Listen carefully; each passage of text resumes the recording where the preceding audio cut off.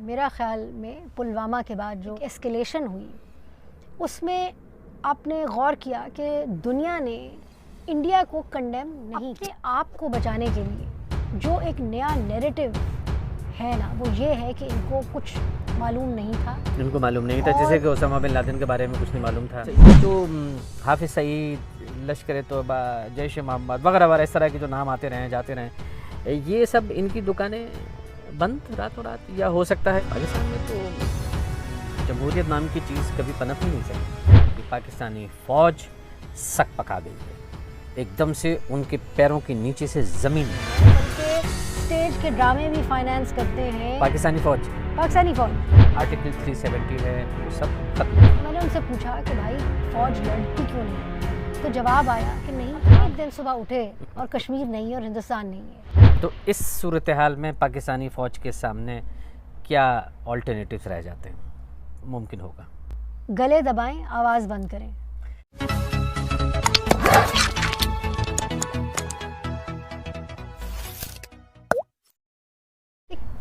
جیسے بتایا کہ سیاست میں تو ہمیشہ سے ان کی در اندازی تھی, لیکن معیشت میں اور اس میں بھی بزنس انٹرسٹ جو ہیں, مطلب یہ کہ ایجوکیشن لے لیں, سیریل پروڈکشن لے لیں, فرٹیلائزر پروڈکشن. آپ کا مطلب ٹی وی سیریل پروڈکشن نہیں, ٹی وی سیریل نہیں, ٹی وی سیریل پروڈکشن میں بھی ہیں. ہاں, ٹی وی سیریل پروڈکشن میں بھی ہیں, بلکہ اسٹیج کے ڈرامے بھی فائنانس کرتے ہیں. پاکستانی فوج فلمیں بھی بنواتی ہے, اس کو بھی فائنانس کرتی ہے. پاکستانی فوج جو ہے وہ افسانے بھی لکھواتی ہے, ڈرامے بھی بنواتی ہے, یہ سارے کام کرتی ہے. لیکن جو سیریل ہے, جو صبح آپ ناشتہ کرتے ہیں, کھانے پینے کی چیزیں, وہ بھی چیزیں بناتی ہے. یہ پاکستانی کس طرح سے بناتی ہے؟ مثال کے طور پر ان کے فاؤنڈیشنز ہیں جی, فاؤنڈیشنز کے آگے انہوں نے بزنس کھولے ہوئے ہیں, اور سب بڑی بڑی جو کمپنیاں ہیں ان کے فرٹیلائزر ہے, سیمنٹ پروڈکشن ہے, آئل اینڈ گیس ہے, بلکہ جو اب مائننگ ہے اس فیلڈ میں بھی ہیں. اب آتے ہیں وہ سب سے تازہ واقعہ جس نے پوری دنیا کو ہلا کے رکھ دیا ہے, کہ جو آرٹیکل 370 ہے بھارتی آئین کا, ہندوستانی سنویدھان کا, جس کے تحت کشمیر کو ایک اسپیشل اسٹیٹس ملا تھا. اس کے زیادہ تر پروویژنس جو اسپیشل اسٹیٹس دیتے تھے وہ سب ختم کر دیے گئے, کہ پاکستانی فوج سک پکا گئی ہے, ایک دم سے ان کے پیروں کے نیچے سے زمین نکل گئی. یہ میں تھوڑا ڈرامائی انداز میں کہہ رہا ہوں, لیکن یہ کہ شاید اس طرح کی صورتحال ہے اور ان کو خود بھی نہیں پتا کہ اب ان کے سامنے منظرنامہ کیا ہے.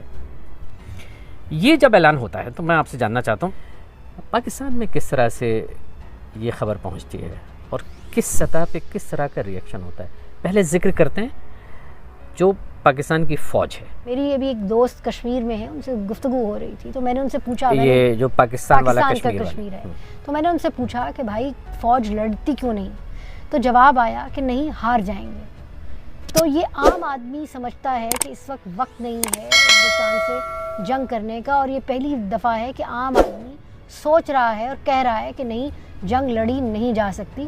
پریشانی ہے, دکھ ہے, لیکن ساتھ ایک بیچارگی بھی ہے کہ نہیں, کچھ ہو نہیں سکتا. کہ 72 سال سے ایک جو فوکس تھا پاکستان فوج کا وہ کشمیر تھا اور ہندوستان تھا.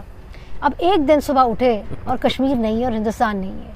آج کے دن میں تو میرے خیال میں نہ پاکستان کے پاس جواب ہے, نہ پاکستان فوج کے پاس.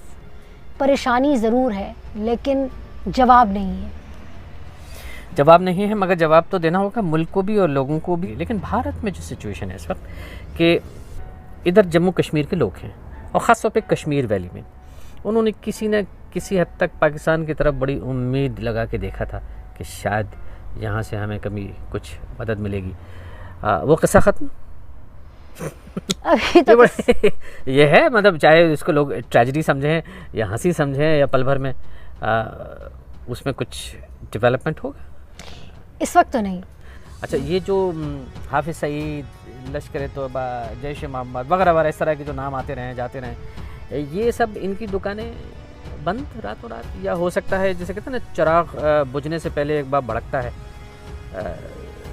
یہ میدان میں آئیں گے؟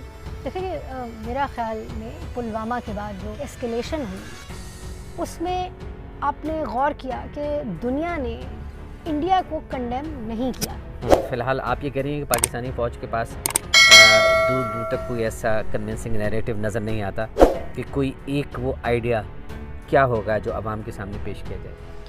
میرا اپنا اندازہ ان کی بات سن کے یہ ہے کہ یہ بات وہی کہیں گے کہ جی ایک کوئی بہت بڑی سازش ہے جو کہ انٹرنیشنلی ہوئی ہے پاکستان کے خلاف اور مسلمانوں کے خلاف، یہ اس کے پیچھے ہی اس کی ہی آڑ میں تھوڑا سا سانس لینے کی کوشش کریں گے۔ مریم نواز شریف کو اس وقت اٹھایا گیا جب انہوں نے اپنے ایک جلسے میں کشمیر کی اور کشمیر میں جو سودا یہ امریکہ میں جا کے شاید کر کے آئے اس کی طرف انہوں نے اشارہ کیا، تب اٹھایا۔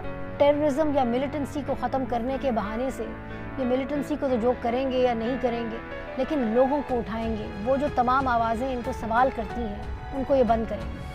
میرے خیال میں ان کو کچھ شاید معلوم تھا کہ اندازہ تھوڑا بکرا ہوگا کو کہ کیا ہو رہا ہے، لیکن اپنے آپ کو بچانے کے لیے جو ایک نیا نیریٹو ہے نا وہ یہ ہے کہ ان کو کچھ معلوم نہیں تھا، ان کو معلوم نہیں تھا، جیسے کہ اسامہ بن لادن کے بارے میں کچھ نہیں معلوم تھا، جی اسی طرح سے اس بارے میں بھی کچھ نہیں معلوم تھا کہ یہ بھارت کچھ کرنے والا ہے۔ جی، اور اس کا توڑ جو ہے وہ یہ ہے کہ کیونکہ دیکھیے ان کے لیے بھی مشکل ہے، فوج کے لیے بھی اگلے آنے والے دن یوں مشکل ہیں کہ اگر کسی نے بھی اٹھ کے سیاسی جماعتوں میں سے زور لگایا اور ان کو کہا کہ بھائی جاؤ ہندوستان سے جنگ کرو یا ہندوستان سے کشمیر لڑائی لڑو، ہندوستان سے کشمیر لو، تو ان کے پاس کوئی جواب نہیں ہوگا۔ مطلب یہ ہے سکتے نہیں کہ شاید پاکستانی فوج اس وقت کسی بھی طرح کی لڑائی یا کسی بھی طرح کی جنگ کے لیے تیار نہیں ہے۔ نہیں، میرا نہیں خیال جی، کیونکہ دیکھیں لڑائی کے لیے آپ کو پیسے بھی چاہیے، تو اس صورت میں اگر آپ جنگ بھی لڑتے ہیں تو آپ کہاں سے جنگ لڑیں گے؟ اور تو جو عام عوام ہے اس کو سمجھ آ رہا ہے کہ یہ جنگ جیت نہیں سکتے۔